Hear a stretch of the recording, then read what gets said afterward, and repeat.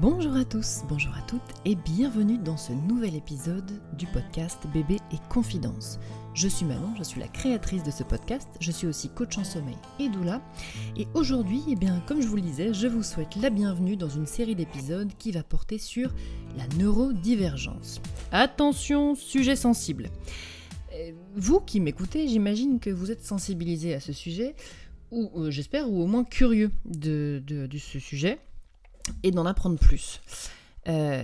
Si par contre vous êtes plutôt du genre à avoir de l'urticaire à la simple mention des lettres HPI, je pense que vous pouvez aller écouter autre chose parce qu'a priori cet épisode n'est pas fait pour vous et j'en suis désolée. Bon, vous pouvez rester quand même, il n'y a pas de problème, vous êtes bienvenus, mais au moins je vous aurais prévenu. Deuxième petite chose, je vais vous parler de ce sujet-là d'une posture un petit peu particulière.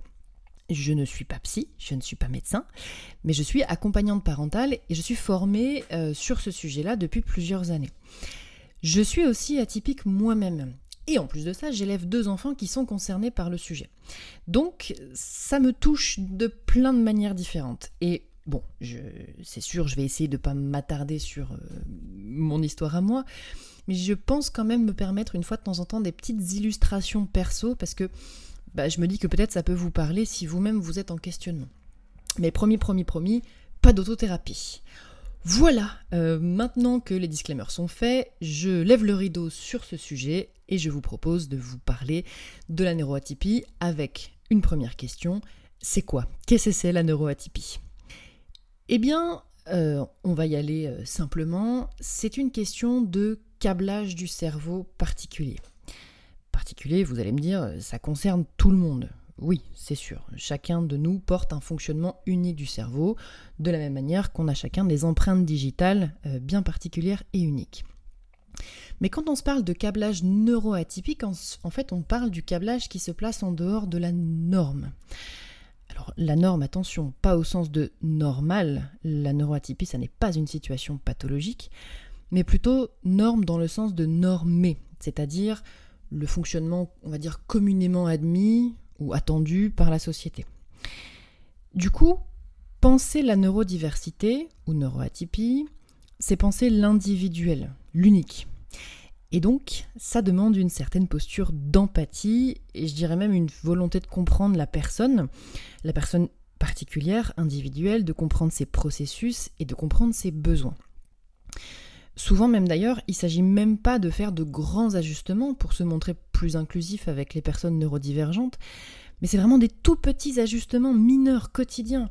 Et c'est ça qui va permettre à ces personnes d'exprimer leur potentiel unique, et surtout d'éviter l'écueil de la suradaptation, ce qui est un peu le gros problème ou l'un des problèmes majeurs des personnes neuroatypiques sur lequel on aura l'occasion de s'attarder dans un épisode suivant sur le sujet. Mais néanmoins, voilà, pour éviter ça, l'important c'est de se concentrer sur de petits ajustements. Voilà, c'est le plus important. Je vous disais tout à l'heure, penser l'individuel. Le truc, c'est qu'on se rend bien compte que dans nos sociétés occidentales capitalistes qui veulent tout standardiser, c'est-à-dire standardiser les comportements, les êtres humains, etc., les désirs, les relations, ça va être un peu chaud patate de penser l'individuel. On n'a pas le temps pour ça, souvent. Je dis on en termes de société. Même le discours qui va émerger sur la neuroatypie dans les médias, en fait, on se rend compte que c'est quand même des tentatives de catégoriser quelque part l'incatégorisable, c'est-à-dire de parler des grands profils comme l'hypersensible, comme le haut potentiel, comme le TDAH, le trouble de l'attention, avec ou sans hyperactivité. Et en fait, du coup, on essaie de plaquer des étiquettes figées avec un ensemble de cases à cocher, en gros, pour se revendiquer de l'être ou de ne pas l'être. Mais en fait, ça n'est pas la réalité de la neuroatypie. La vérité, c'est que chaque atypique va cocher son propre ensemble de cases dans chacun de ses profils et que n'importe quel test ne suffira jamais, standardisé, ne suffira jamais à exclure ou à valider une possible atypie chez quelqu'un. Donc il faut se méfier des grandes catégories, des tests un peu mon enfant est-il hypersensible, parce qu'en fait ça n'est pas ça la neuroatypie, ça ne peut pas être quelque chose qu'on valide en ayant coché 75% de rond ou de carré, c'est pas ça. Petite parenthèse d'ailleurs, on pourrait se dire que la neurodivergence ça concerne juste une minorité de personnes. Eh ben, perdu, pas du tout. D'après les estimations, et attention, on se parle vraiment d'estimation, bien sûr qu'il n'y a pas eu de recensement, et encore une fois, comme on ne peut pas l'évaluer de manière standardisée, c'est compliqué, mais on estime aujourd'hui que 30 à 40% de la population serait concernée, serait en situation de neuroatypie. Donc en fait, ce que ça veut dire, c'est que la neurodivergence, elle est partout. Elle est juste invisibilisée ou délégitimée, je dirais. Et dans le quotidien, on va souvent, envers les autres ou soi-même d'ailleurs, plutôt catégoriser les personnes atypiques comme psychorigides ou ayant des TOC par exemple, ou même carrément, on va les taxer d'autisme ou Asperger, ce qui, soit dit en passant, est extrêmement problématique et insultant pour les personnes autistes et Asperger, et aussi pour les personnes atypiques, du coup, parce qu'on mélange tout. Mais tout ça pour dire que, en fait, on méconnaît tellement ces fonctionnements que soit ils passent inaperçus, ou soit ils sont visibles, mais du coup, ils sont traités comme des comportements à faire cesser, quoi, des comportements à gommer le plus possible pour rentrer dans le moule. Et bien sûr, là, on se parle des personnes atypiques en général, mais pour nos enfants, c'est encore pire. Parce que, quelque part, on voudrait, enfin, encore une fois, je dis on, la société, voudrait que pour tous les enfants, déjà typiques et atypiques, il faudrait qu'ils avancent plus vite que leur développement ne leur permet. Il faudrait qu'ils soient matures, qu'ils puissent gérer leurs émotions, qu'ils puissent gérer leurs relations, qu'ils puissent s'adapter à tous les contextes. Et on a tendance à beaucoup condamner, par exemple, je sais pas moi, les enfants qui se roulent par terre, qui font des scènes en public. On a tendance d'ailleurs au passage à beaucoup juger le parent qui sait pas trop gérer cette situation, qui un coup crie pas, un coup laisse passer, enfin... Il faut se dire que, déjà, on juge énormément les parents, mais particulièrement les mères, et que dans le cas des enfants neuroatypiques, qui pour certains vont avoir du coup une capacité d'adaptation plus sensible, plus difficile, ou une hyper-émotivité, les familles qui sont concernées par cette situation-là sont vraiment souvent traversées, j'ai envie de dire, de beaucoup de souffrances, déjà de souffrance de ne pas se comprendre au sein même de la famille, mais aussi de se confronter à beaucoup de jugements de l'entourage et du reste du monde. Donc c'est pour ça que parler d'atypie, quand on accompagne la parentalité, ce qui est mon cas, je trouve ça absolument fondamental et inévitable. Parce que quand on fait les petits ajustements dont je vous parlais tout à l'heure, en fait on trouve le décodeur spécifique des besoins spécifiques de son enfant unique. Et du coup, on va retrouver beaucoup de sérénité dans le quotidien. On évite la problématique de dérégulation émotionnelle et nerveuse. Et puis aussi, parenthèse dans la parenthèse, mais on trouve souvent un espace de développement personnel parce que du coup, on vient comprendre ses propres mécanismes. Parce que, spoiler alerte, les chiens ne font pas des chats. Et souvent, les enfants atypiques viennent de parents elles-mêmes et eux-mêmes atypiques. Donc voilà pour le tour d'horizon de pourquoi est-ce que, d'après moi, c'est très important de se pencher sur la question à un niveau vraiment sociétal pour retirer ou essayer en tout cas de sensibiliser l'entourage et le monde en général, la société en général, et d'arrêter de juger comme ça systématiquement les parents, et particulièrement les parents d'enfants qui se comportent comme des enfants en fait. Mais voilà, encore une fois, on fera des épisodes sur des cas concrets, pratiques. Je voulais juste mentionner ce sujet-là. Une deuxième question qu'on pourrait se poser, c'est quoi, sur quoi ça porte les particularités d'une personne atypique ? Très concrètement, la neuroatypie, ça va venir toucher les sphères relationnelles, émotionnelles, cognitives, communicationnelles, sensorielles, et grosso modo de traitement de l'information. Et du coup, comme chaque cas typique est unique, en fait, on peut se servir des grands profils dont je vous parlais tout à l'heure, des profils hypersensibles, du haut potentiel, du TSA, du TDAH, etc.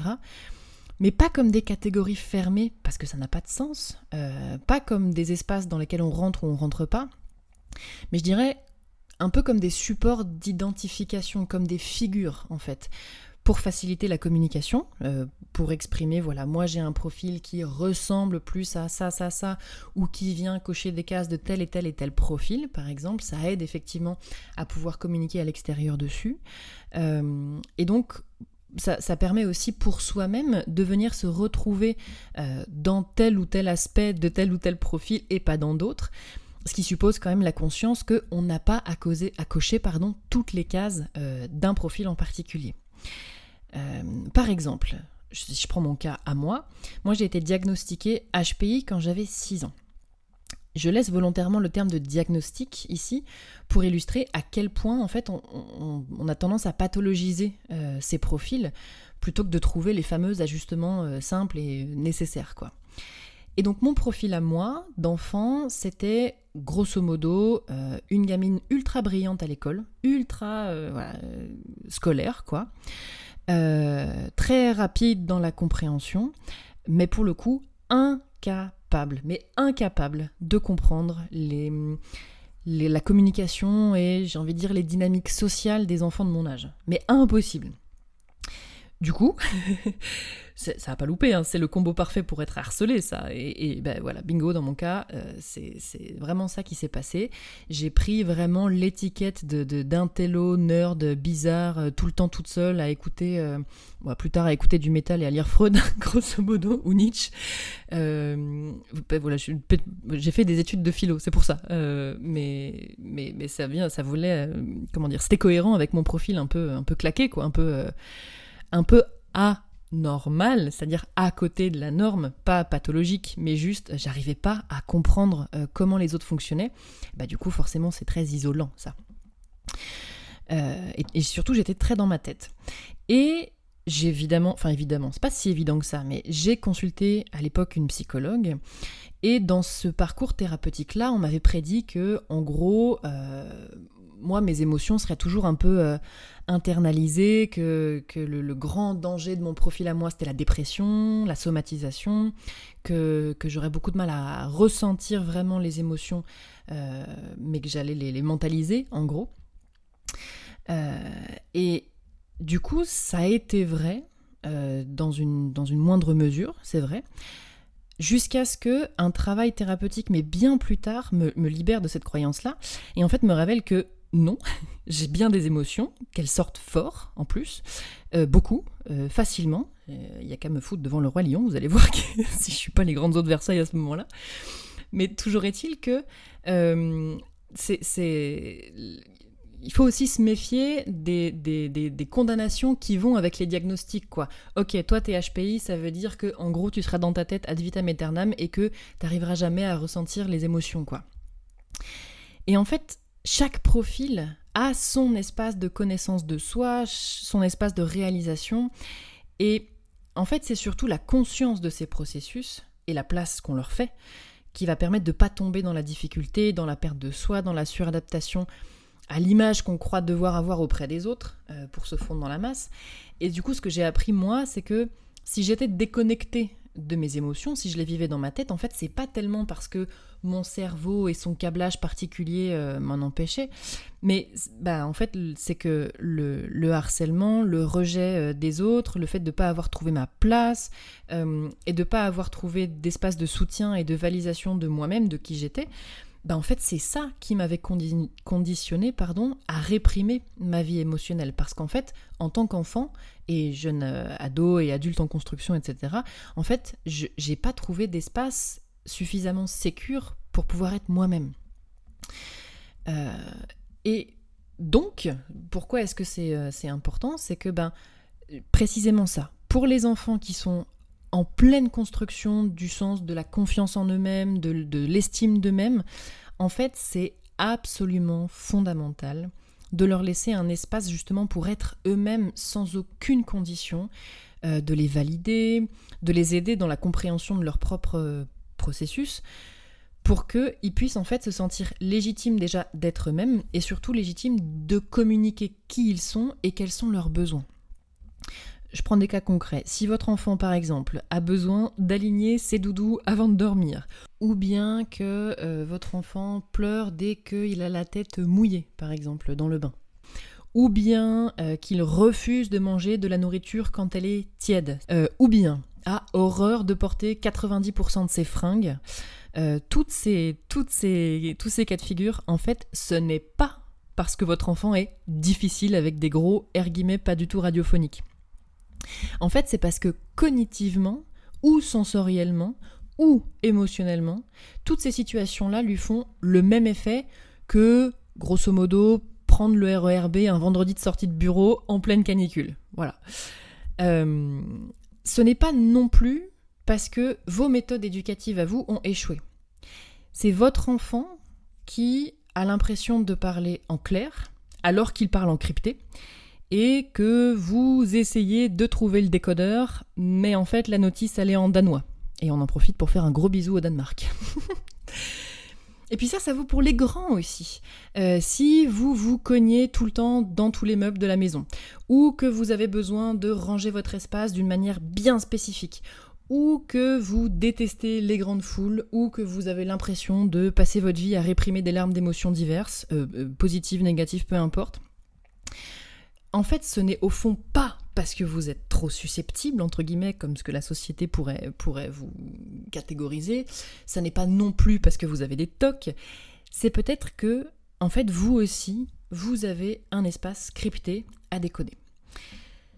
Donc si je me résume, et encore une fois, cet épisode, c'est une introduction. Et on rentrera dans tous les détails de la neuroatypie, dans des épisodes qui vont être spécifiques. Je dirais que le message ici, c'est vraiment une invitation à l'empathie et à la compréhension de l'individualité pour tout le monde, typique et atypique.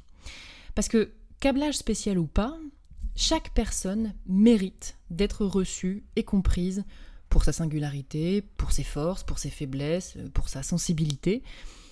Et chaque personne devrait pouvoir se voir offrir les moyens de son épanouissement social et personnel et scolaire ou professionnel. Donc s'intéresser à la neuroatypie, en fait, c'est idéalement faire preuve d'inclusivité pour tout le monde. Et bon, moi, avec mon petit cœur de bisounours hippie nerd, j'aime bien inclusivité pour tout le monde. Je trouve ça vachement plus intéressant. Donc, voilà un petit peu pour ce premier épisode introductif à la neuroatypie. Il est plus court que d'habitude, mais parce que j'attends aussi beaucoup vos retours sur le sujet. Donc, je vous redonne l'adresse mail auquel m'écrire si vous le souhaitez. Et puis, si vous voulez témoigner aussi, bien sûr, c'est podcast.bbetconfidence@gmail.com. Donc voilà, n'hésitez pas à me solliciter, à me donner vos retours d'expérience et à me proposer vos témoignages si ça vous intéresse.